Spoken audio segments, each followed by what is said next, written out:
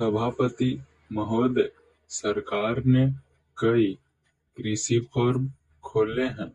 क्या ये फॉर्म घाटे में नहीं चल रहे हैं? अगर सारे खर्च जोड़ दिए जाएं, बड़े बड़े अधिकारियों के वेतन जोड़ दिए जाएं, तो पता चलेगा कि सारे ये कृषि फॉर्म घाटे में चल रहे हैं। क्या इसी तरह से आप सारे किसानों को घाटे पर खेती करने के लिए मजबूर करेंगे? जिस क्षेत्र से मैं आता हूँ, वहाँ एक पुल बना है। मैंने 10 वर्ष तक अपनी विधानसभा में इस पुल के लिए कोशिश की है। जिस दिन से मैं यहाँ आया हूँ, बराबर उसकी चर्चा करता आ रहा हूँ, बराबर कोशिश कर रहा हूँ। मैं कहता हूँ कि गंगा पर वह पुल बने। उस पुल को बनाने का आश्वासन भी मिला था। एक प्रश्न के लिखित उत्तर में यह जवाब दिया गया था। यह कहा गया था कि इसको हाथ में लिया जाएगा। अब मालूम हुआ है कि इस योजना को उठाकर ताक पर रख दिया गया है और यह पुल नहीं बनेगा। इन लोगों ने क्या कसूर किया है, यह मैं आपसे जानना चाहता हूँ।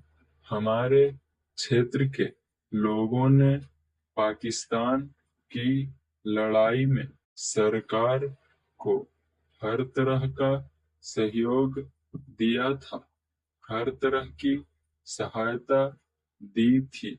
हमारे यहाँ के नौजवान भी मोर्चे पर जाकर डटे।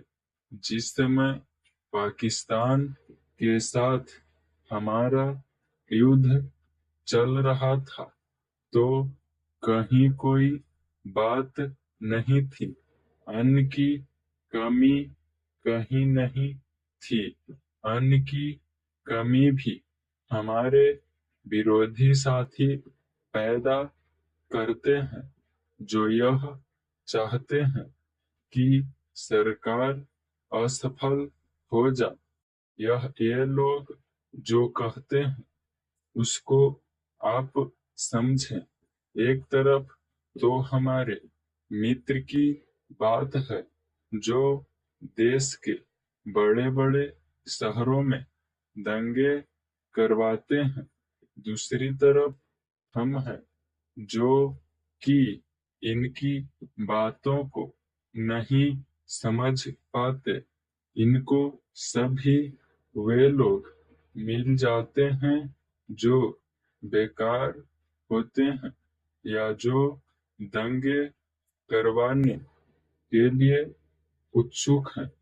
इसलिए सरकार का इन सारी चीजों की तरफ ध्यान जाना चाहिए और उसको सोचना चाहिए कि क्या तरीका इन सब से बचने का हो सकता है।